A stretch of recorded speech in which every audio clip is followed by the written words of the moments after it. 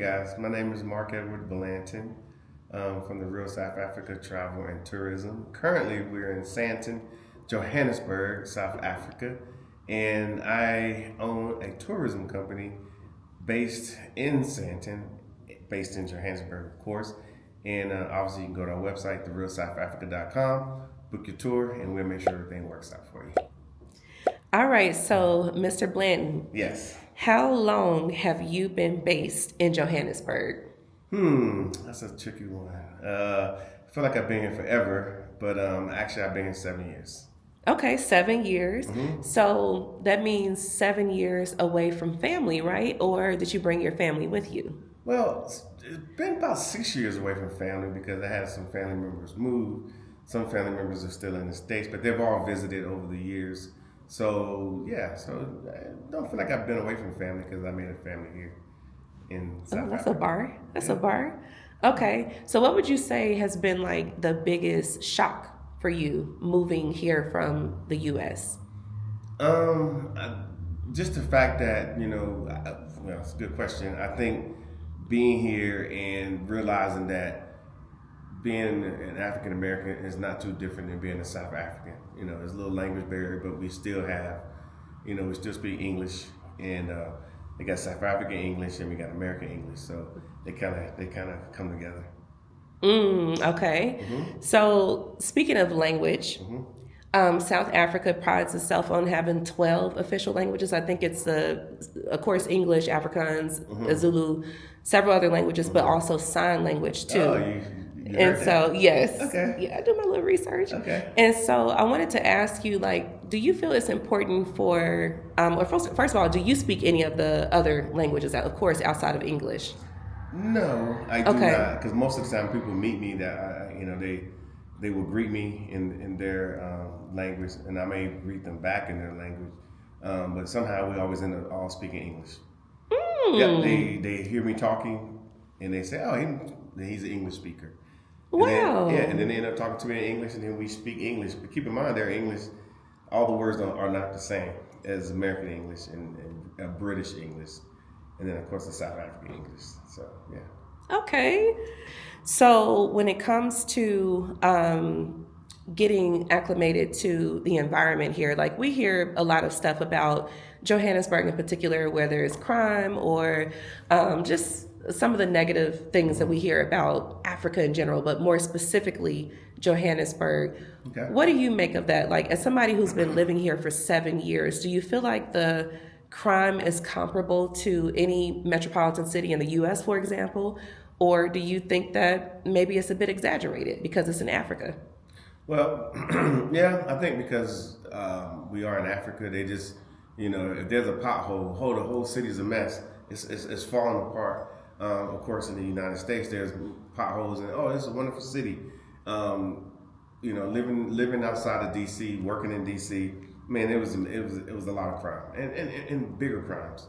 People are losing their lives for the most part, not like crimes of opportunity where people are like, oh, I can steal your cell phone and make some money, things along that line. I would say that there is crime here. In the last 7 years, I haven't had any issues whatsoever. My wife, my family members that are here haven't had any issues. I haven't seen anything, and I'm all over the country. So I would say it does exist, and so forth. But again, it's just like in the United States, especially in DC. If you go into certain areas in DC, your head should be on the swivel. And there's certain places here, it's the same. But keep in mind that DC is probably a tenth of the size of Johannesburg. And even the DMV itself is compared to Johannesburg is smaller. So we got more people here, a lot more things are happening here. So proportionately, I would say that there's more crime in those U.S. metropolitan areas than that you would have here in South Africa or in Johannesburg. I really appreciate the fact that you mentioned how DC, for example, is like a tenth of the size of Johannesburg, because that's another thing. I think that people don't realize, like, this is a proper city. It's a metropolitan city. It's not some little small town. It's a real city, thriving city with, a lot of people that live here. So, okay. That's good to know. Another question I want to ask you when it comes to business. So Yeah. you mentioned that you own a tourism company. Yeah. What led you to tourism? Did you have a background in tourism before you launched your business, or did you just fall into it? Well, it's funny because you said in business. Been doing business for a long time. I realized that business is the same no matter where you are or whatever type of business. There's like a certain level. Like if you're going to read, you got to know your consonants and your vowels. You know, it's just that simple.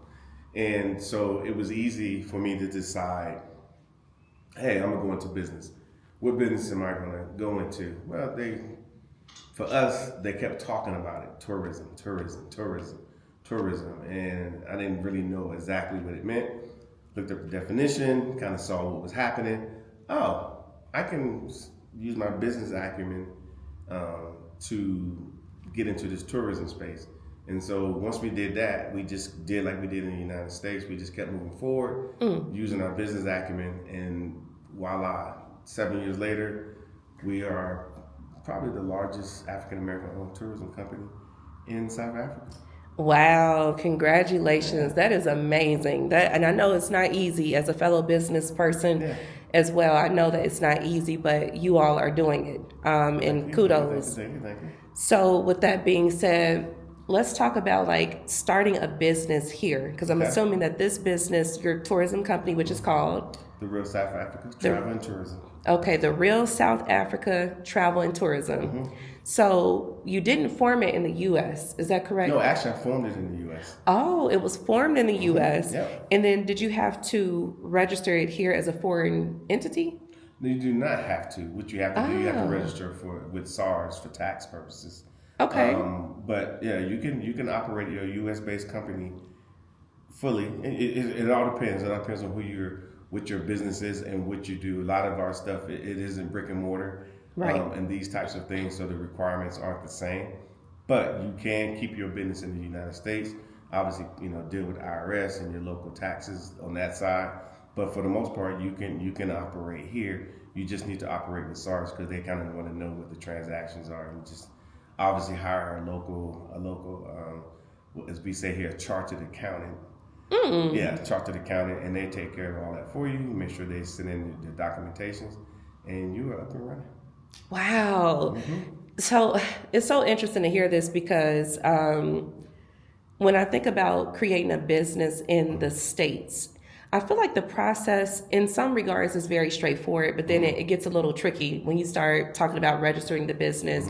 How do you register? Is it an LLC? Is it an S Corp? Is it but it seems like here it's pretty straightforward. If you already have a business, you just kind of bring it here, do your SARS registration, and then that's it. Well, you're going to use SARS as a CIPC. I can't remember exactly what it stands for. If you want to have a South African-based business, it could be U.S., but if you want to bring it and operate it as a brick and mortar scenario, where now you're starting to talk about what you call it, payroll taxes and things along that line, and that's when you want to go that route. And there's advantages of doing it one way or another. That's when you sit down with somebody in the accounting field, in the business field, and they will tell you exactly where the advantages are based on the type of business. Because as far as running a business is basically all the same, but the property that belongs to the business and the responsibilities of that business is inherent based on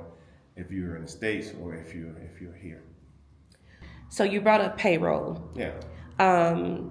We were talking off camera about unemployment in South Africa.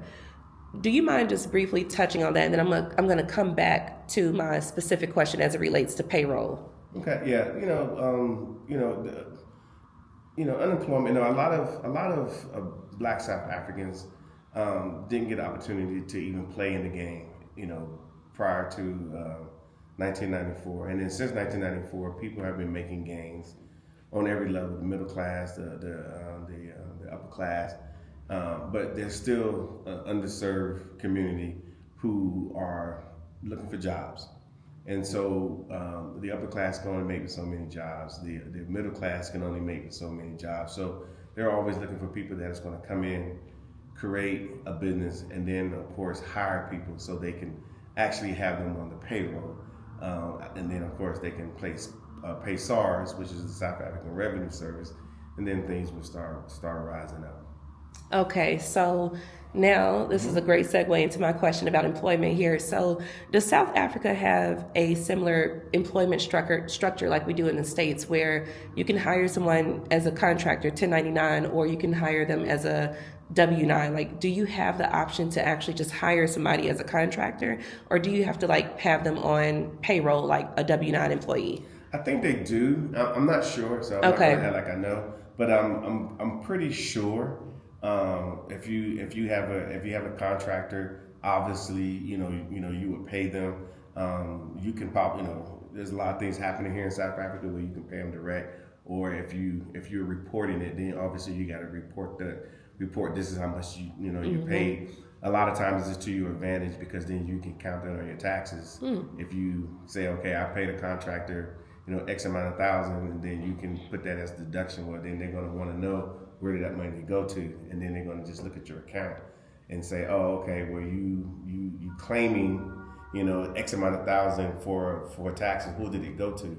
And then of course that's where in the United States we have a Social Security number. They have a South African ID number, and you'll pay it to that SAID number. Okay. Yeah. So your team for your business, these are folks that are like their own payroll. No, what we actually do is what you can do, you can contract with companies. Oh, nice. Yeah. Okay. Yeah, that's amazing. Probably, all depends on, how your business is set up, but that's the best way. You could do it any kind of way that works for you, but for us, it was just more or less contracting with, with companies, particularly. And then, of course, they have a thing called a VAT. Yeah. And then you just pay the VAT, and then you can claim at the end of the actually you can claim every month with VAT. I don't want to get too deep into that, but you can claim every month if you got a proper chartered accountant. Okay, so let's talk about a tour. Like, could you kind of walk us through what can someone expect when they sign up for a tour with you? Okay, good. It's funny you say that because, I know people do big group tours, and we do big group tours too. And our tours are sorted out. You'll be shocked at how organized and what you're going to be doing, because it's not just the basic stuff. And but most of our people come on private tours. And you're probably thinking, okay, what does that mean? So let's say somebody says, you know what, these are the dates that I can come. I want to bring 3 people, but I want to do everything, high end, because what we do is we are a luxury tourism company. So we do everything high end. That means you're going to have your own driver taking just you guys. You're going to have, like, if you went to the Lion Park, and when you get there, there's like a bus of like 20 people, and they fill the bus up and then they go. Well, for us, because it's private and we're the real South Africa, it'll just be 3 of you guys on the bus.